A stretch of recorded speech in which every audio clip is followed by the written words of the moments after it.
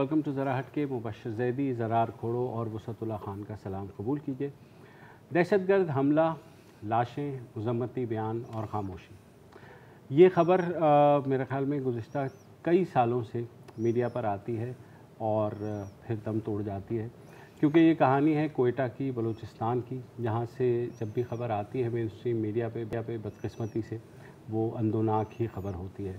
आज ऐसा ही वाक़या हुआ, या मेन स्ट्रीम मीडिया ने बलूचिस्तान को सिर्फ अंदोनाक खबरों के लिए रख छोड़ा है। बिल्कुल, हाँ, ये मेरे ख़्याल में ज़्यादा आपने सही कहा। आज मगरिब की नमाज़ के वक्त सैटेलाइट टाउन के इलाके कोयटा में इसाकाबाद में एक मस्जिद है, जहाँ पर एक दहशतगर्द हमला होता है, धमाका होता है, जिसमें इमाम मस्जिद और डीएसपी अमानुल्लाह समेत तकरीबन 15 अफराद शहीद हुए हैं और तकरीबन 20 के करीब ज़ख्मी हैं, जिसमें से 3 की हालत नाजुक है। डीएसपी अमानुल्लाह के साथ की फ़ैमिली के साथ ट्रेजेडी ये भी है कि अमानुल्लाह साहब का जो एक बेटा है नजीबुल्लाह, वो अब से 1 माह पहले उसको भी टारगेट किलिंग में शहीद किया गया। तो ये सारी सूरत हाल है।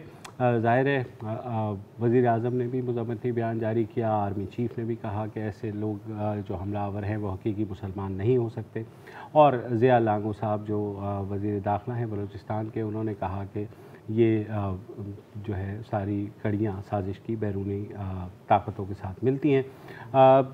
इसकी बाकी हम लोग की तरह कोई तहकीकात नहीं होंगी, अभी से बता रहे हैं, लिहाजा फॉलो अप अल्लाह ना करे कि दूसरा कोई हमला हो, मगर आइंदा भी आप जब बलूचिस्तान के बारे में मेन स्ट्रीम मीडिया में ख़बरें सुनेंगे तो वो इसी तरह की ही होंगी। दूसरा हमला भी होगा तो एसओपी यही रहेगा, स्टैंडिंग ऑपरेटिंग। हाँ, वो मैंने शुरू में ही बता दिया। ये 3 स्टेजेस हैं, हमला, लाशें, मुज़म्मती बयान और फिर खामोशी। आज हमारा कॉल इन डे है और हम एक्सपेक्ट कर रहे हैं कि कॉलर्स भी जो है कोयटा के बारे में भी बात करेंगे, अपने मसाइल के बारे में भी बात करेंगे। सबसे पहले डॉक्टर सैफुद्दीन साहब हैं कराची से हमारे साथ। अस्सलाम वालेकुम डॉक्टर साहब। वालेकुम अस्सलाम सर, आप तीनों हज़रात को मेरी तरफ से अस्सलाम वालेकुम। वालेकुम अस्सलाम। जी सर, मैं आपकी तवज्जो फ़ज़ाई हाउसिंग स्कीम के मसले में होने वाली पेशरफ़्त और उसका कुछ एक पेश मंज़र पेश करना चाहता हूँ, अगर इजाज़त हो। जी ज़रूर। मुतासिरीन के एहतजाज के बाद इस मसले को हल करने के बजाय बरास्ता नैब कानूनी चाराजोई का खेटू सर करने के रास्ते पर डाल दिया गया है। अगर इस कठिन अदालती सफ़र के दौरान डिस्ट्रिक्ट कोर्ट, हाई कोर्ट, नैब, हाई कोर्ट स्टे ऑर्डर्स, अपीलों की मुसाफत तय करके सुप्रीम कोर्ट की चोटी सर कर भी ली, तो आप खुद जानते हैं कि नामालूम कितनों की ज़िंदगी की शाम हो चुकी होगी। अदालती फैसले के बाद इस पर अमल दरामद खुद एक बहुत बड़ा सवालिया निशान है। आज सुबह सुप्रीम कोर्ट कराची रजिस्ट्री के बाहर एहसनाबाद सोसाइटी के मुतासिरीन बरसों कबल होने वाले अदालती फैसले के बावजूद अपना हक ना मिलने पर सरापा एहतजाज थे। मुताल्लिकीन की जानिब से ये मसला हल ना करने पर हम ये तवील सबर आजमा सफ़र करने पर हम भी मजबूर होंगे, और आप देखेंगे कि अब कुछ अरसे के बाद हम लोग आपको नैब के बाहर, कुछ अरसा हाई कोर्ट के बाहर और फिर सुप्रीम कोर्ट के बाहर अपनी बेबसी और तज़ीक के प्ले कार्ड उठाए नज़र आया करेंगे और आपसे दरख्वास्त किया करेंगे कि हमको आप कवरेज दीजिए।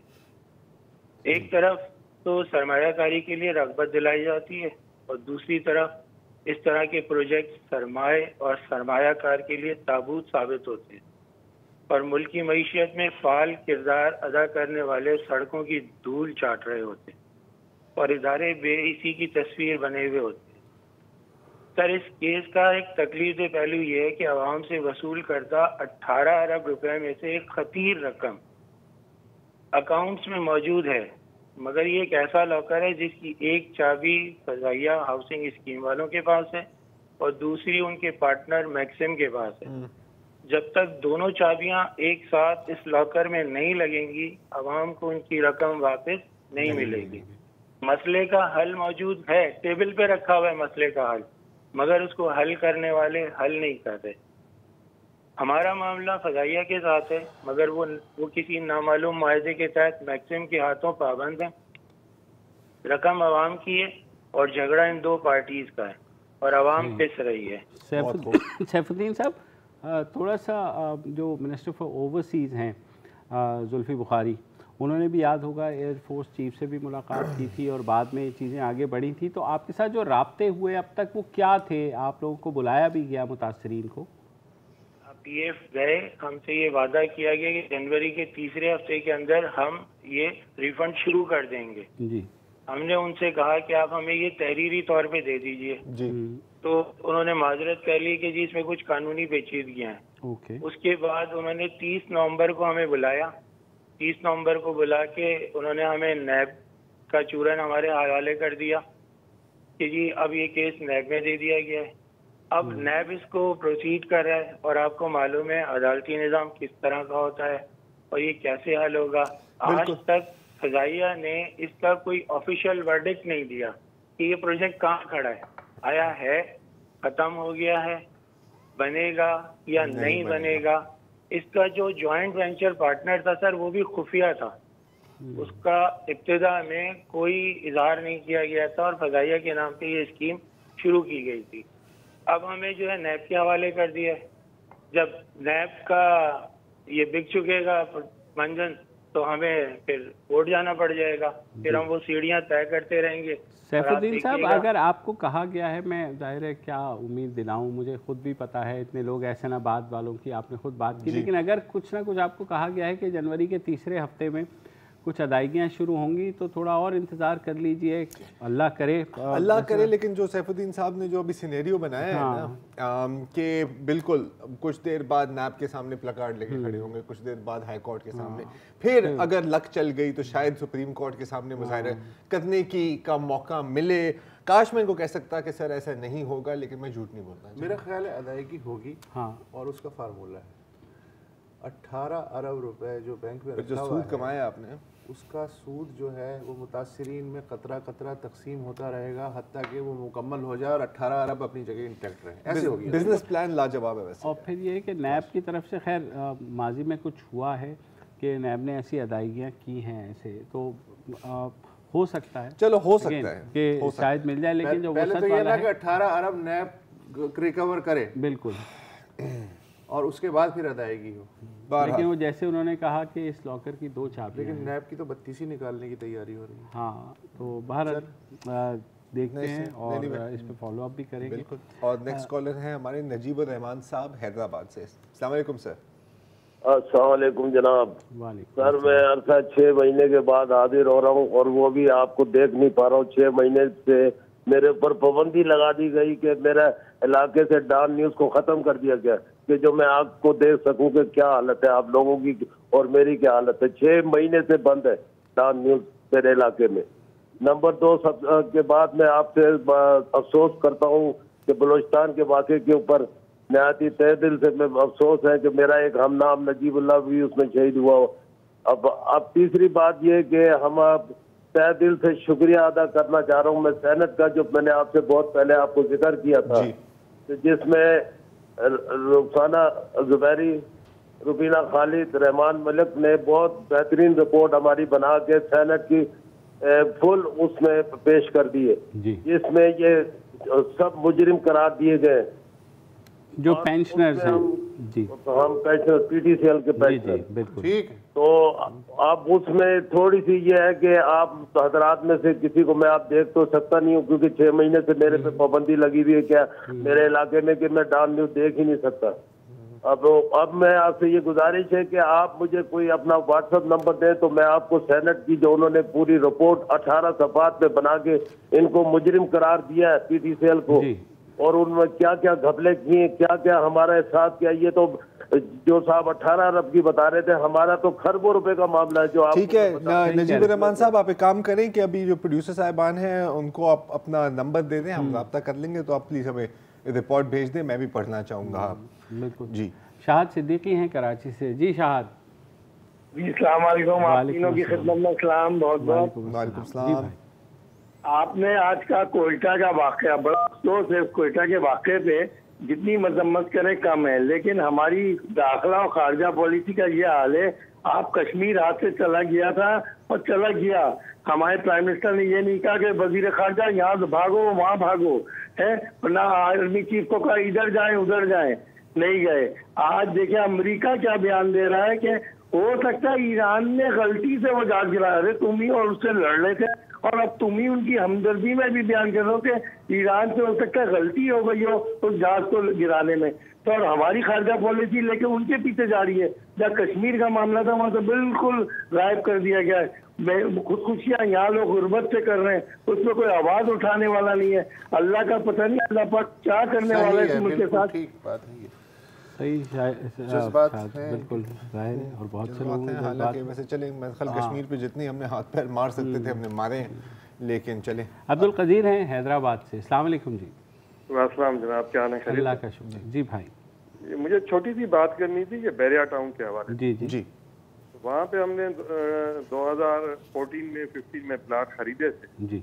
अभी उनकी पोजीशन के आए थे लेटर्स के, पोजीशन ले लें, वो भी हमने ले लिए। तो अभी फिर एक लेटर हमें इशू किया उन लोगों ने कि 35% दूसरा डेवलपमेंट चार्जेस लगाए उन्होंने। जी बिल्कुल। जो प्रॉपर्टी के 100% पेमेंट हो चुकी, लोगों ने बेच भी दी, दूसरे लोग आ गए, दूसरे ने खरीद दी, अब जाके उस पर एक एडिशनल 35% लगाएं।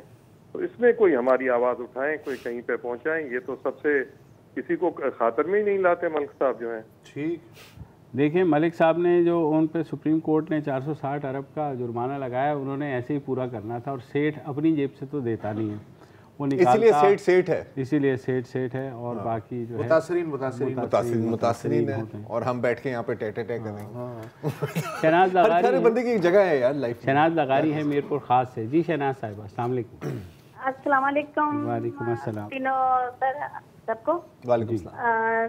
सर आज तो कोयटा का एक बड़ा साने हुआ है यहाँ पर, लेकिन मैं ये समझती हूँ कि सिक्योरिटी इतनी, मतलब कोयटा का ही समझ सुनने में आता है ज़्यादातर, तो सिक्योरिटी वहाँ की मुझे थोड़ी सी उससे थोड़ा कंसर्न होता है।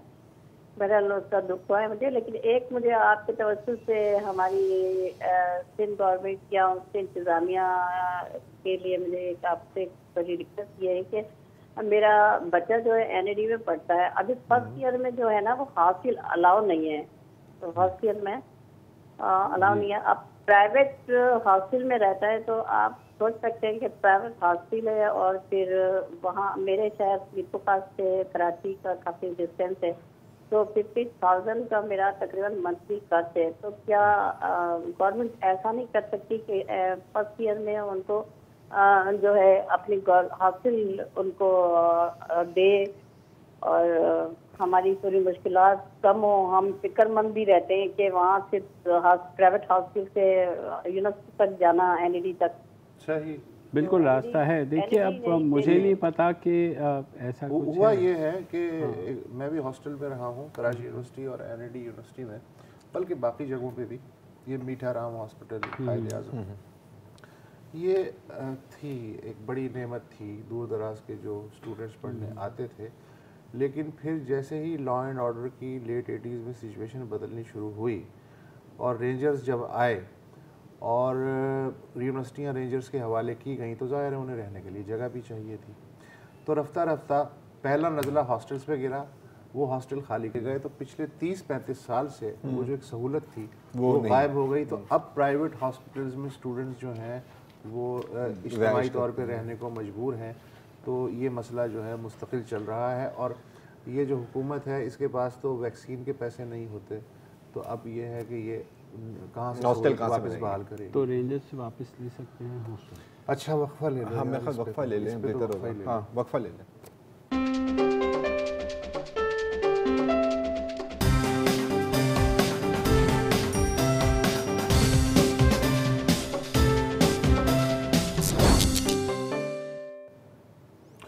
Welcome back. कॉलर्स डे है आज। हस्साम दावी हैं कोयटा से। जी हस्साम साहब।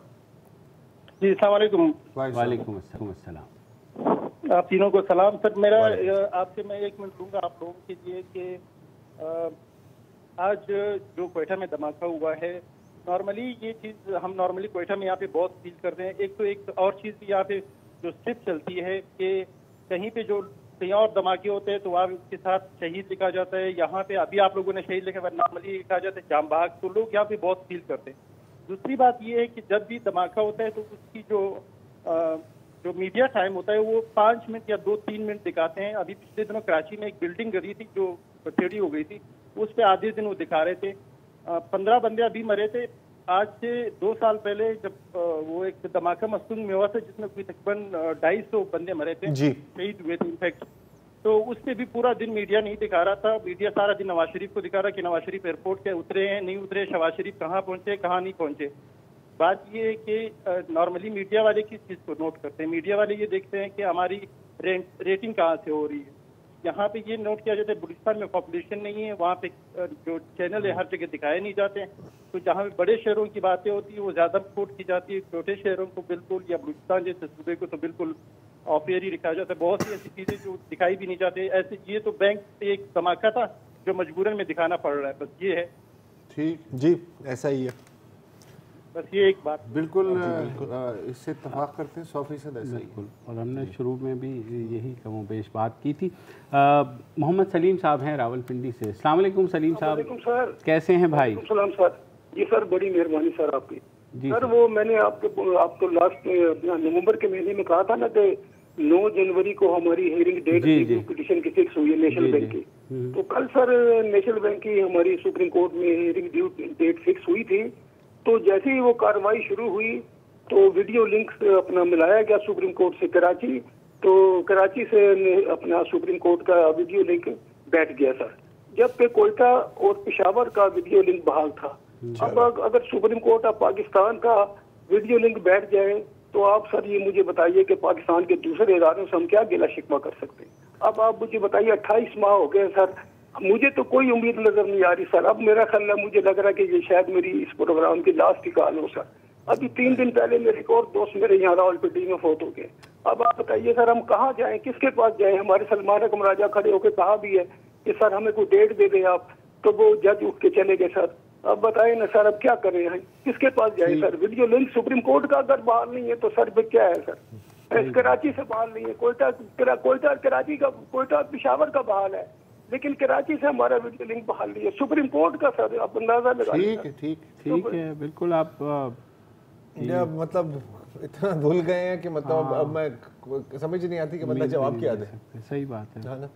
और बहरहाल अब रिव्यू पटिशन है, पहले तो हमें भी यही लगता था, 2 साल पहले के रिव्यू पटिशन है, आएगी नजर षानी की दरख्वास्त है, वो तो यूँ फारिग होती है, क्योंकि कोई नया पॉइंट जब तक नहीं लाएंगे बैंक वाले तो जाहिर ऑन पेपर ऐसा ही है। हाँ, लेकिन इन प्रैक्टिस आपको पता है कि फिर पेपर और अब आपको शायद थोड़ा इदराक भी होता है कि पेंडेंसी कैसे बढ़ती है। बहरहाल पता ऐसे ही होता है। एनीवे, नेक्स्ट कॉलर हमारे मुदस्सिर रिजवान अनवार जैदी हैं कराची से। सॉरी जी अनवार साहब। जी मेरा एक ही सवाल है जी। मैं सैयद अनवार अहमद जैदी बात कर रहा हूँ जी कराची से जी।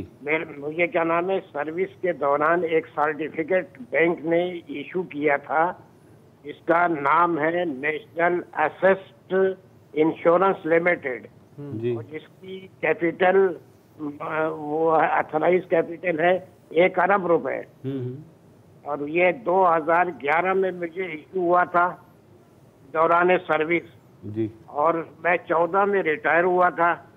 उसके बाद ये अब 19 बल्कि 20 चल रहा है जी। और इसकी क्या वैल्यू है मुझे आज तक पता नहीं चल सका। मैंने जब भी इस पे पता किया है, जो इन्होंने नंबर दिया था मुझे, तो वो कहते हैं कि ये अभी अथराइज नहीं है, मतलब स्टॉक एक्सचेंज में रजिस्टर्ड नहीं है, जिसकी वजह से हम इसको अभी कुछ नहीं कह सकते हैं। तो अब मेरी समझ में नहीं आता कि ये बैंक के मतलब जो डायरेक्टर हैं नदीम अनवर इलियास, उनके साइन से ये है, और सेक्रेटरी के साइन है, ये मेरे पास मौजूद है, और ये बहुत से लोगों को मिले और इसका पता नहीं चला कि अब ये हमारे लिए कागज का टुकड़ा है या कुछ, इसका कुछ हमें डिविडेंड मिलेगा या नहीं मिलेगा, इसका कुछ पता नहीं चल रहा है।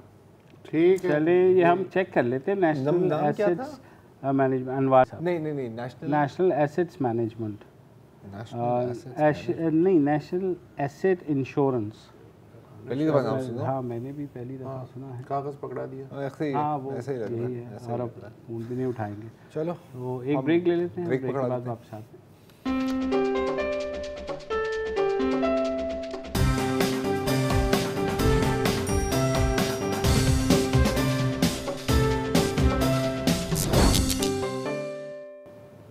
Welcome back. और हमारे अगले कॉलर हैं मुद्दस्सिर हुसैन साहब लाहौर से। अस्सलाम वालेकुम sir. Hello hello hello hello, line cut गई है मुद्दस्सिर हुसैन साहब की। एक और जी सॉरी जी जी दूसरे कॉलर हैं ताहिर हुसैन कराची से। जी ताहिर साहब, अर्ज ये है कि आपका जो चैनल है वो यानी कि लोगों की जो बातें हैं वो ऐसी बयान करता है कि दिल खुश हो जाता है। तो ये मेरा ये है कि मेडिकल और हेल्थ के बारे में बात करना चाह रहा था। जी जरूर। जो फी जमाना इतना मुश्किल तरीन है कि इंसान जो है खून के आंसू हो जाता है। ऐसा ही है। जिस तरह एक मामूली X-ray, chest X-ray, simple X-ray Aga Khan में 1600 और डॉ में 400 300 रुपये। ठीक है। MRI आगा खां में 60-70, डॉ में 9000 और सबसे महंगा नेशनल मेडिकल सेंटर है आगा खां से भी ज्यादा। अच्छा। तो अब ये जो आगा खान है, मैं इसकी वो नहीं कर रहा, मैं कह रहा हूँ कि ठीक है 5 स्टार है ये हॉस्पिटल, मगर इसमें इतना यानी कि 8 गुना 10 गुना महंगा इलाज फी जमाना कोई आदमी बर्दाश्त नहीं कर सकता। दूसरी बात ये है कि ये सब ये जो हॉस्पिटल्स है, खास तौर पर बड़े हॉस्पिटल है, इसमें जो है वो कम्युनिटी का होता है मामला, समझे, इसका कुछ हिसाब किताब नहीं है। जरा ये चीज जो है ये इसको जरा कीजिएगा। देखिए ये है तो ज्यादती, लेकिन चॉइस आपके पास या हमारे पास है क्या? जो सरकारी हॉस्पिटल हैं जो वो उनकी तादाद कहाँ बढ़ी है? पिछले 5, 6, 7 अशरों में कितने चाहिए थे? कराची की आबादी अगर 20 लाख से बढ़ के 2.5 करोड़ हो चुकी है 70 साल में, तो उस तनासुब से सरकारी हॉस्पिटल कहाँ बढ़े हैं? तो सवाल ये कि जो सहूलतें हैं, फिर तो तलब और रसद का मसला हो गया कि एक अनार है 100 बीमार हैं। अब जिसके पास अनार है वो जिस कीमत पे भी बेचेगा हमें खरीदना पड़ेगा, हम सिवाय चीख चॉइस ही नहीं है आपके पास। इतनी सी बात। बिल्कुल बिल्कुल। यहाँ रियासत गायब। इससे मुझे वो ये आपने शायद कहानी पढ़ी हो जो national institute of child health में हुआ है, इंक्यूबेटर का।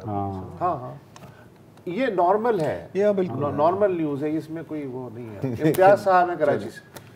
जी इम्तियाज साहब। अस्सलाम वालेकुम सर। वालेकुम अस्सलाम। जी सर, चंद छोटी छोटी बातें 3-4 वो जरा सा सुनने मेहरबानी होगी। पहली बात तो ये जी मैं ये कहना चाह रहा था कि स्कूलों के हवाले से जो सर्दियों का मामला है, तो हुकूमत को चाहिए गर्मियों में तो 2 महीने छुट्टी देती है, 1 महीना सर्दियों में भी दे, और उसके अगेंस्ट आधा 1 घंटा टाइम स्कूल का बढ़ा के हफ्ते को हाफ डे कर दे या छुट्टी दे दे, क्योंकि बच्चा बीमार होके तो वैसे ही 2 हफ्ते स्कूल नहीं जाएगा। तो ये मेहरबानी करे पेरेंट्स। और सर एक बात और जो दूसरी है कि बेनजीर इनकम सपोर्ट में जो घपले हुए हैं, अब यकीन करें कि हम पाकिस्तानी होने के नाते हमारा सर शर्म से झुक जाता है। तो हुकूमत को चाहिए, बल्कि प्यारे इमरान खान साहब को चाहिए कि अच्छी क्वालिटी का आटा, दाल, चावल, अद्वियात अपने एतमाद वाले बंदों के जरिए मुस्तहिकीन के घरों तक पहुंचाए, ना कि ये पैसों का चक्कर चलाए। खुदा की कसम शर्म आती है। अच्छा। इतनी छोटी सी रकम भी लूट ली जाती है, तो फिर बड़े बड़े रकमों का क्या हुआ होगा वो पूरी दुनिया समझ चुकी है। और एक बात और करना है कि जनाब सारे लोग ये कहते हैं कि जी यूं हो गया कराची, जनाब आवाम 99.9% जिम्मेदार क्यों है आप सब जानते हैं। और सर दूसरी बात, कराची में बहुत सारी गाड़ियां ऐसी हैं जो चिंकी वगैरह चलती हैं, ये हुकूमत को चाहिए कि इन बेचारों को लाइसेंस या कोई परमिट दे। बिल्कुल ठीक है, बहुत सारी बातें हो गई, मेरा ख्याल है कि और ब्रेक ले लेते हैं और ब्रेक के बाद कुछ बातें PISP वाली उसका मैं थोड़े जवाब देना चाहूँगा। एक वक्फा ले।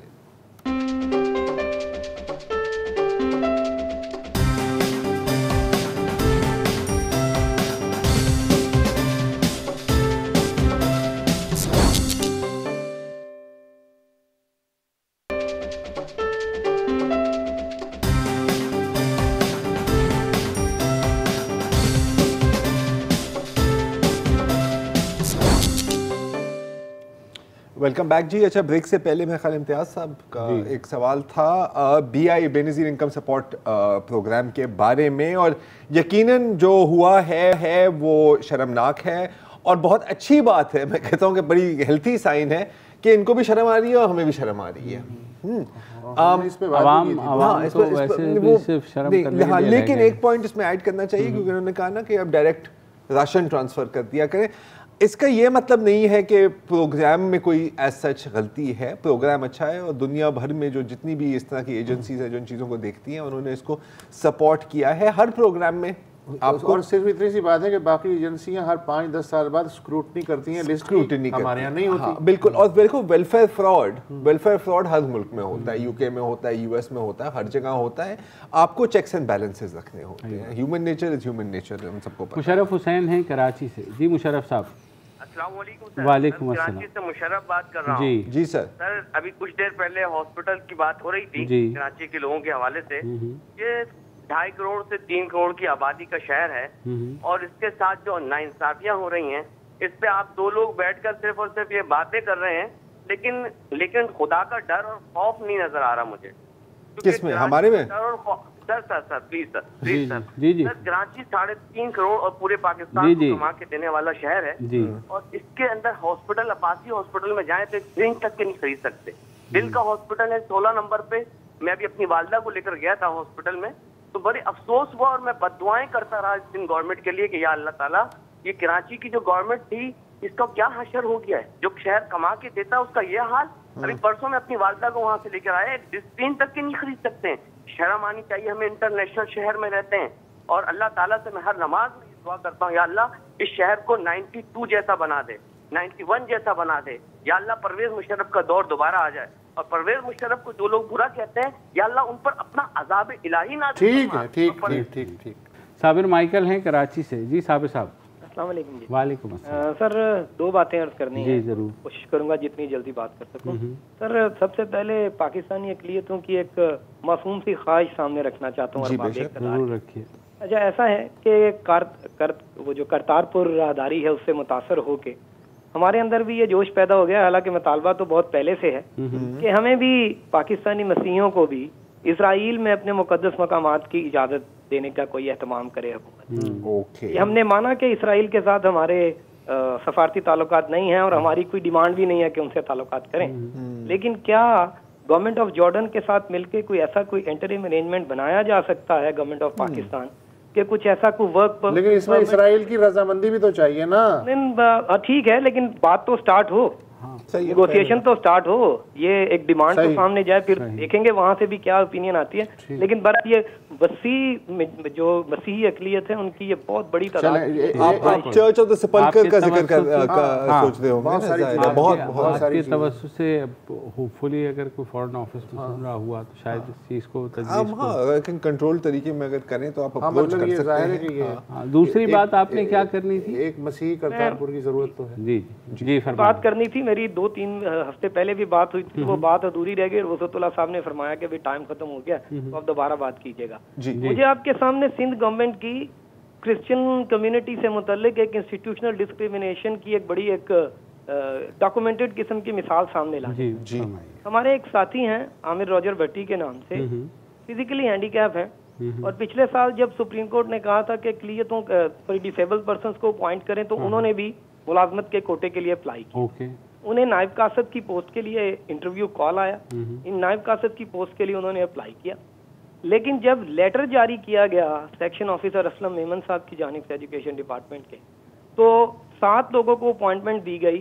सबके आगे लिखा गया कि नायब कासद, और जब आमिर रॉजर भट्टी का नाम आया तो उसके आगे स्वीपर लिखा गया। वो इंटर पढ़ा हुआ लड़का है, उसने नायब कासद का उसने इंटरव्यू कॉल नायब कासद की इंटरव्यू पास किया नायब कासद का और जॉब मिला। जो आप बात कह गए अब इस पे किसी तबसरे की भी गुंजाइश नहीं है, लेकिन मेरा ख्याल है कि थोड़ा फॉलो अप की जरूरत है। बिल्कुल है और खासी संगीन बात है, का मकाम है ये हुकूमत के लिए। ऐसा है। क्या बात। चलें, बहरहाल इसी अजीब व गरीब और अफसोसनाक नोट पे आज का प्रोग्राम ख़त्म करते हैं। मंडे को फिर मुलाकात होगी बशर्ते ज़िंदगी। ना ख्याल रखिए, खुदा हाफिज़। अस्सलाम वालेकुम। अगर आपको हमारे शो पसंद आया है तो प्लीज़ हमारे YouTube चैनल को सब्सक्राइब करें और अगर मुनासिब समझे तो इस वीडियो को लाइक भी कर लें, तो कोई हर्ज नहीं है, और शेयर भी कर लें और कमेंट भी कर दें जी, वरना वो सब ऐसे ही लिखते रहें। और ये जो दोनों कह रहे हैं ये कर लें जी प्लीज़, नहीं तो हमें भी घर जाना है, मैं आपके कंप्यूटर में नहीं रहना 24 घंटे। सही बात।